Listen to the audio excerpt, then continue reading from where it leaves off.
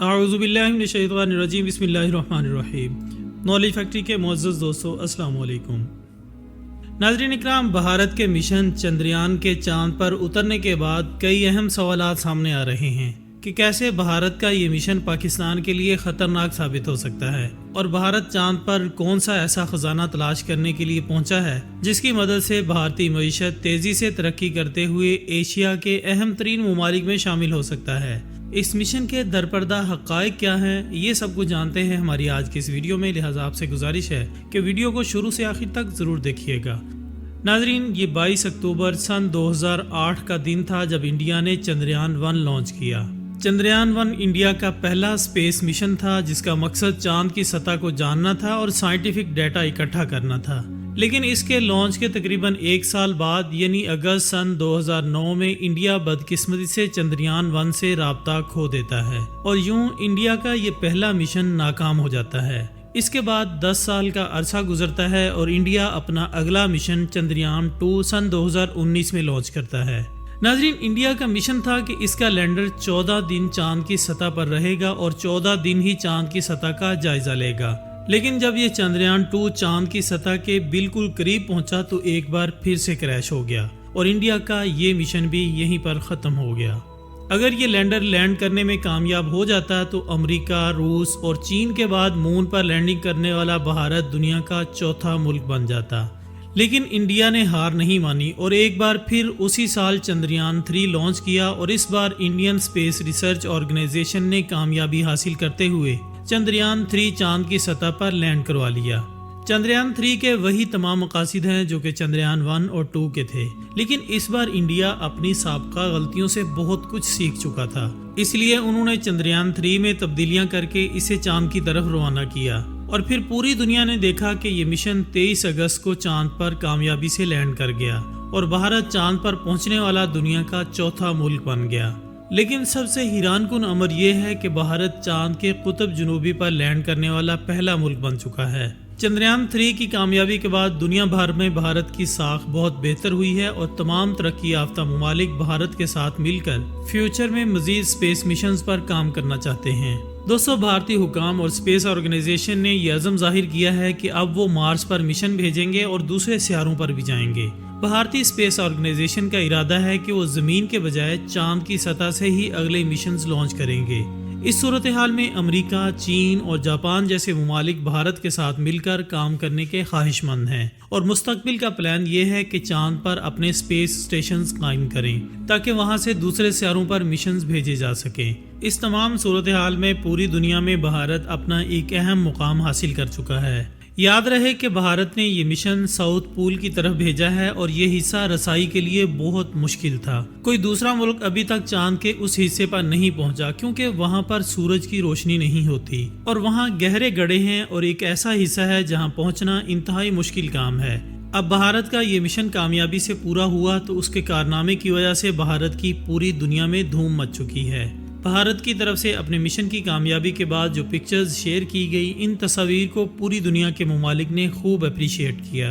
اگر غور کریں تو بھارت اس وقت ٹیکنالوجی کے اعتبار سے تمام ایشیائی ممالک میں کہیں آگے ہے۔ بھارت کی ٹیکنالوجی انڈسٹری تیزی سے ترقی کر رہی ہے، اور بھارت چین کے مقابلے میں نہ صرف مختلف قسم کے ہتھیار بنانے کی کوشش کر رہا ہے بلکہ خلا میں اس کا مقابلہ کرنے کے لیے عملی قدم بھی اٹھا چکا ہے، کیونکہ بھارت جانتا ہے کہ مستقبل کی جنگیں جیتنے کے لیے اسپیس میں اجارہ داری قائم کرنا ہوگی، جبکہ بھارتی معیشت بھی ایشیائی ممالک کی نسبت تیزی سے ترقی کی راہ پر گامزن ہے۔ اس کے برعکس اگر آپ پاکستان کی معاشی حالت دیکھیں تو وہ قابل رحم ہے، اور نہ ہی پاکستان ٹیکنالوجی کے اعتبار سے بھارت کا مقابلہ کر سکتا ہے۔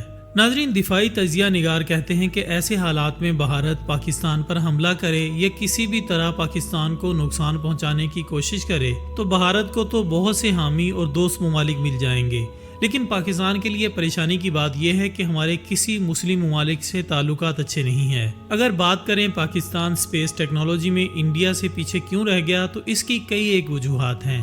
ڈاکٹر عبدالسلام نے سن 1992 میں اسپارکو کی بھاگ دوڑ سنبھالی، جس کی انتھک محنت کی وجہ سے پاکستان رہبر 1 بھیجنے کے قابل ہوا۔ پاکستان نے مخصوص آئیڈیالوجی کی وجہ سے ڈاکٹر عبدالسلام کو قبول نہ کیا، جس کی وجہ سے پاکستان اسپیس ٹیکنالوجی کی فیلڈ میں بہت پیچھے رہ گیا۔ اگر ایسا نہ ہوتا تو یہ پروگرام ہماری نوجوان نسل کے لیے ایک کشف بن سکتا تھا۔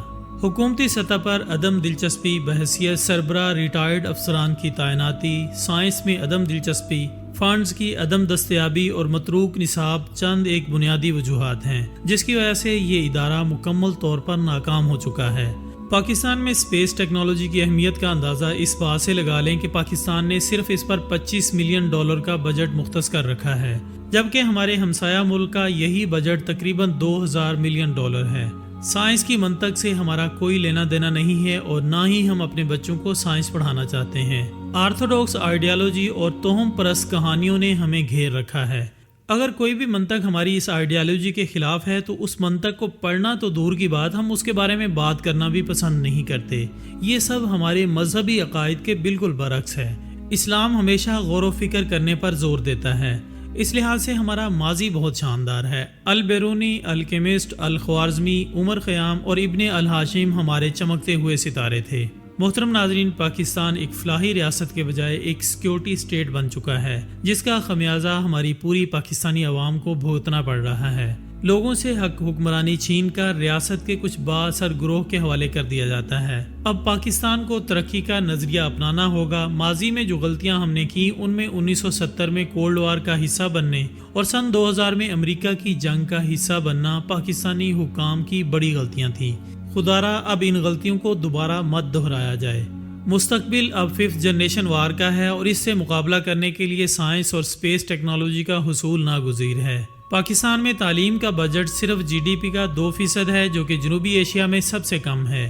کیا اس بجٹ میں ہم سائنس اور ٹیکنالوجی کے میدان میں اپنا لوہا منوا سکتے ہیں؟ ہرگز نہیں، کیونکہ ہمارا تعلیمی نصاب ہی اپ ڈیٹڈ نہیں ہے اور انتہائی قابل رحم ہے۔ یہ ایک لمحہ فکریہ ہے کہ صرف شکاگو یونیورسٹی کے حصے میں 50 سے 60 نوبل پرائزز ہیں۔ ہماری پستی کا تو یہ عالم ہو چکا ہے کہ ہمارے نوجوان بہتر مستقبل کی تلاش میں یورپ کے سمندروں میں ڈوب کر مر جاتے ہیں۔ ہمیں اب ماضی اور دنیا سے سیکھنا ہوگا۔ اب تو سعودی عرب نے بھی ویژن 2030 سیٹ کر لیا ہے۔ پاکستان ایک خود مختار اور ترقی یافتہ ملک صرف اسی صورت میں بن سکتا ہے جب ہم سائنس اور ٹیکنالوجی کے میدان میں آگے جائیں گے۔ تاہم ہمیں نہ تو ٹیکنالوجی کو بہتر کرنے کی فکر ہے اور نہ ہی دنیا میں اپنا مقام بہتر کرنے کی۔ ہم اپنے حالات کے بارے میں شکوہ تو ضرور کرتے ہیں، لیکن جب کچھ بہتر کرنے کی بات آئے تو ملک چھوڑ کر باہر جانے کو ترجیح دیتے ہیں۔ ہم تو بس اللہ تعالیٰ کی مدد کی امید پر بیٹھے ہیں، حالانکہ اسلام بھی ہمیں یہ سکھاتا ہے کہ پہلے اپنی کوشش کرو اور پھر اللہ پر توکل کرو، لیکن افسوس ہم اپنی محنت کو یکسر بھول بیٹھے ہیں۔ اللہ تعالیٰ ہم سب کو اپنے حفظ و امان میں رکھے۔ ناظرین، یہ تھی ہماری آج کی ویڈیو۔ ہم امید کرتے ہیں کہ آپ کو ویڈیو ضرور پسند آئی ہوگی۔ انشاءاللہ بہت جلد دوبارہ ملاقات ہوگی ایک اور اچھی سی ویڈیو کے ساتھ۔ تب تک اپنا دوستوں، رشتہ داروں اور گرد و نواح کے تمام لوگوں کا بہت خیال رکھیے گا۔ اللہ حافظ۔